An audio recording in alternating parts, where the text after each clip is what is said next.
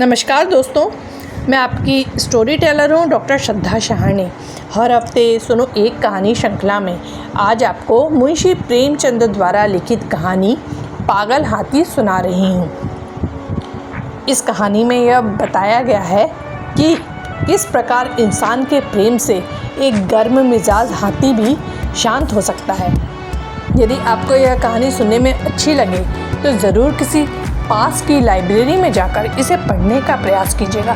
और आपसे यह भी निवेदन है कि मेरे चैनल को अधिक से अधिक सब्सक्राइब करें, कहानियों को अपने मित्रों को अधिक से अधिक शेयर करें और कहानी के अच्छे या बुरे लगने पर रिव्यूज़ कमेंट बॉक्स में ज़रूर डालें।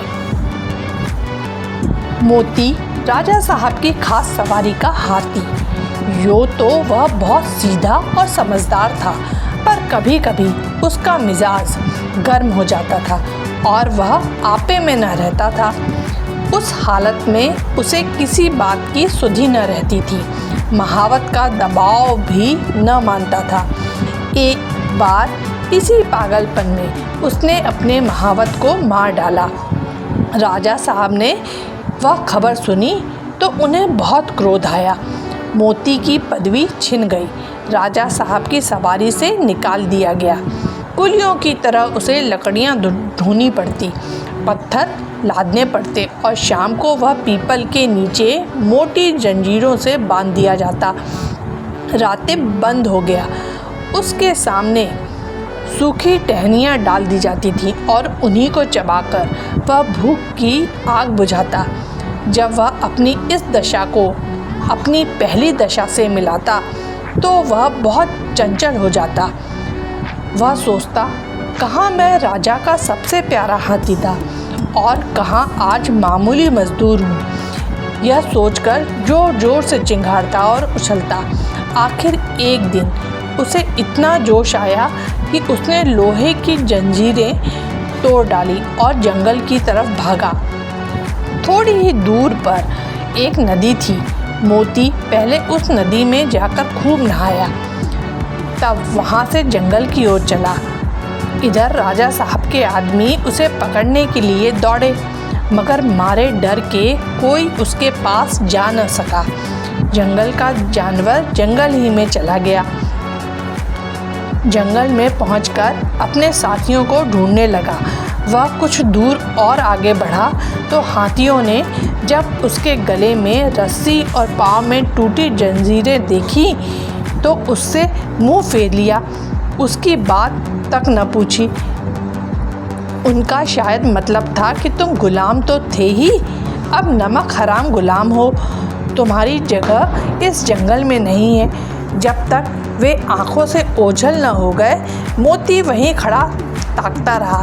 फिर न जाने क्या सोचकर वहाँ से भागता हुआ महल की ओर चला। वह रास्ते ही में था कि उसने देखा कि राजा साहब शिकारियों के साथ घोड़े पर चले आ रहे हैं। वह फौरन एक बड़ी चट्टान की आड़ में छिप गया। धूप तेज थी। राजा साहब ज़रा दम लेने को घोड़े से उतरे। अचानक मोती आड़ से निकल पड़ा और गरजता हुआ राजा साहब की ओर दौड़ा। राजा साहब घबराकर भागे और एक छोटी झोपड़ी में घुस गए। ज़रा देर बाद मोती भी पहुंचा। उसने राजा साहब को अंदर घुसते देख लिया था। पहले तो उसने अपनी सूंड से ऊपर का छप्पर गिरा दिया, फिर उसे पैरों से रौंदकर चूर चूर कर डाला। भीतर राजा साहब का मारे डर के बुरा हाल था। जान बचने की कोई आशा न थी। आखिर कुछ न सूझी तो वह जान पर खेल कर पीछे दीवार पर चढ़ गए और दूसरी तरफ कूद कर भाग निकले। मोती द्वार पर खड़ा छप्पर रौंद रहा था और सोच रहा था कि दीवार कैसे गिराऊं। आखिर उसने धक्का देकर दीवार गिरा दी। मिट्टी की दीवार पागल हाथी का धक्का क्या सहती। मगर जब राजा साहब भीतर न मिले तो उसने बाकी दीवारें भी गिरा दी और जंगल की तरफ चला गया। घर लौटकर राजा साहब ने ढिंढोरा पिटवा दिया कि जो आदमी मोती को जीता पकड़कर लाएगा उसे 1000 रुपया इनाम दिया जाएगा। कई आदमी इनाम के लालच में उसे पकड़ने के लिए जंगल गए, मगर उनमें से एक भी न लौटा। मोती के महावत के एक लड़का था, उसका नाम था मुरली। अभी वह कुल 8-9 बरस का था, इसलिए राजा साहब दया करके उसे और उसकी माँ को खाने पहनने के लिए कुछ खर्च दिया करते थे। मुरली था तो बालक, पर हिम्मत का धनी था। कमर बांधकर मोती को पकड़ लाने के लिए तैयार हो गया, मगर माँ ने बहुतेरा समझाया और लोगों ने भी मना किया, मगर उसने किसी की एक न सुनी और जंगल की ओर चल दिया। जंगल में गौर से इधर उधर देखने लगा।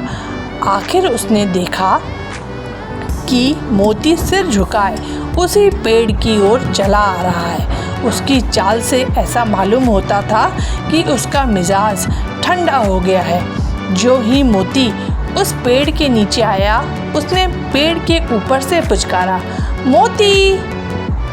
मोती इस आवाज़ को पहचानता था, वहीं रुक गया और सिर उठाकर ऊपर की ओर देखने लगा। मुरली को देखकर पहचान गया। यह वही मुरली था जिसे वह अपनी सूंड से उठाकर अपने मस्तक पर बिठा लेता था।